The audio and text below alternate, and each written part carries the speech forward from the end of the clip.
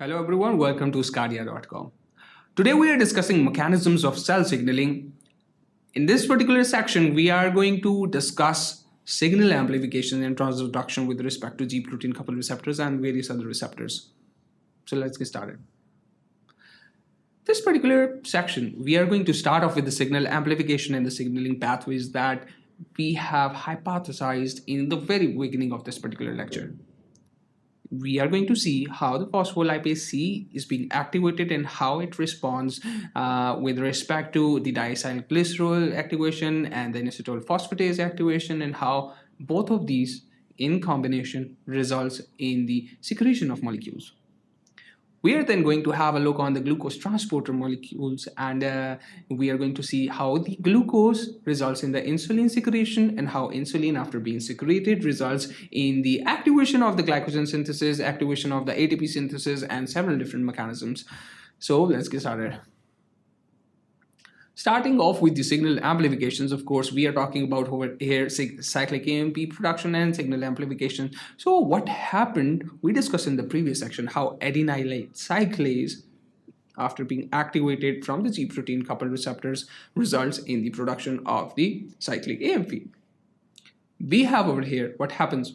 The cyclic AMP, after being produced over here from the adenylate cyclase or AC by the activation of the G alpha subunit, after it binded with the GTP, and it was activated because the G protein coupled receptors had a particular ligand as shown over here. So what happens is cyclic AMP has been produced in an abundant quantity. Now each single cyclic AMP is going to cause the activation of protein kinase A.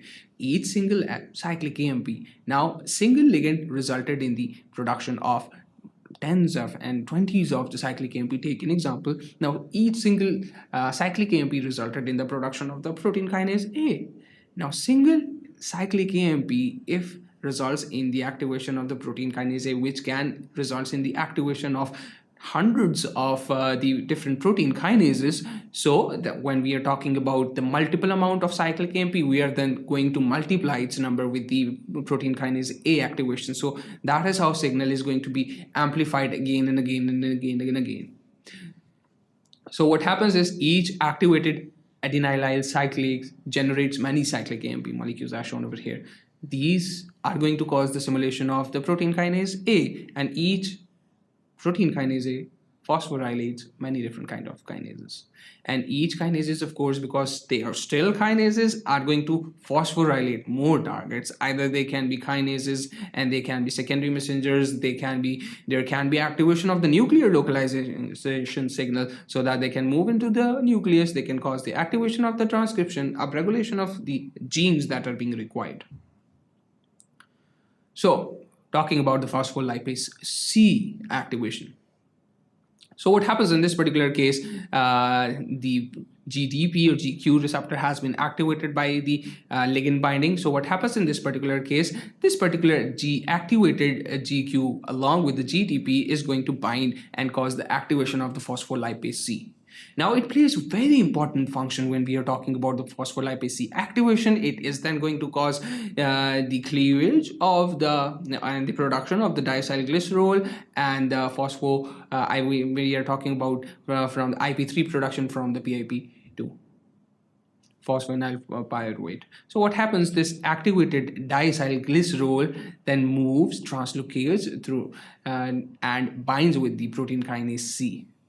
Now, this particular calcium, we are talking about this particular calcium, where it has come from. So when we track down this particular calcium, it is coming from this particular calcium channel, and this calcium channel has been opened by the IP3, which was produced when the protein phospholipase C causes the activation and the production of the diacylglycerol and the IP3. So what happens, DAG directly moved towards the PKC, causing its activation, and it also resulted in the production of the IP3, which then migrated, because they are water soluble. IP3 is water soluble, it can move in the cytosol freely, and it moves with the endoplasmic reticulum where the calcium channels are present. It binds with the domain of the calcium channel, causing its activation. And when calcium channels are being activated, they can bind to calmodulin, calcineurin. These calcium ions, they are being released and they are migrated towards where the DAG and PKC complex are present, resulting in the activation of these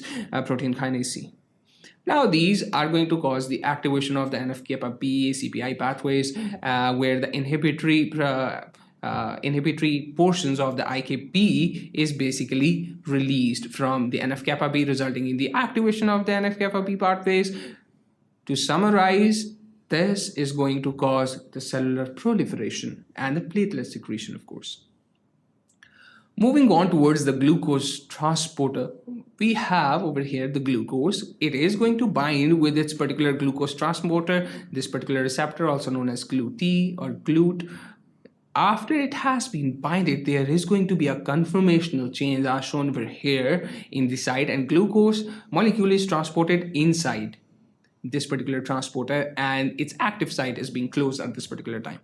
Now what happens is the inward facing glucose binding site then releases the glucose molecule, and glucose molecule moves into the cytosol, into the cytoplasm, as shown in this particular figure. So moving on, what happens when this particular moved inside glucose does? So we are going to see in this particular diagram. So what happens is the glucose transporter has moved glucose from extracellular matrix into the intracellular membrane, and we discuss in this particular diagram. So what happens is this glucose is being converted into glucose 6-phosphate. It causes the isomerization resulting in the fructose 6-phosphate. There is a whole pyruvate pathway which results in the production of the pyruvate, and each pyruvate is then being converted into acetyl-CoA, and this acetyl-CoA moves into the mitochondria, resulting in the production of several different types of ATP, and of course the electron transport chain, which also produces ATP. So the resultant production of ATP, what it does is it causes the blockage of the potassium pumps. So what happens when these potassium pumps are being blocked? These potassium pumps, there would be no potassium to move outside the cell. So what happens is when there is no potassium that is moving outside the cell, so this would trigger the opening of the voltage-gated calcium channels. This voltage-gated calcium channel will result in the diffusion of the calcium inside the cell, inside the membrane, of course, and they are going to cause the secretion of the insulin granules, the secretory vesicles that are containing the insulin. So that is how the glucose, when taken into the body, results in the secretion of insulin. So what happens when these insulins are being secreted, we are going to see in the next slide. We have insulin that is being secreted. The insulin is going to bind with the alpha subunit of the insulin receptor, of course. These binded insulin receptor, of course, will activate the tyrosine kinase activity and will result in the phosphorylation of enzymes. There is activation in the MAP kinase signaling pathways that we have discussed in the previous lecture. We are going to see the cell growth and the gene expression, how these are going to be taken place after the activation of the MAP kinase pathways. We have the PI3K signaling pathway that is being activated. We have, because the insulin is being produced, so there is need for the synthesis of the lipids, protein, and the glycogen from the glucose. There is the expression of the alternative pathway that we have discussed in the physiology portions as well.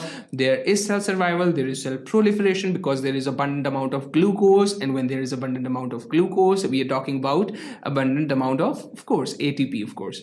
And these signaling pathway are going to cause the GLUT receptor, the glucose transporter molecule, to send back to the cell membrane. So there is upregulation of the GLUT receptors as well.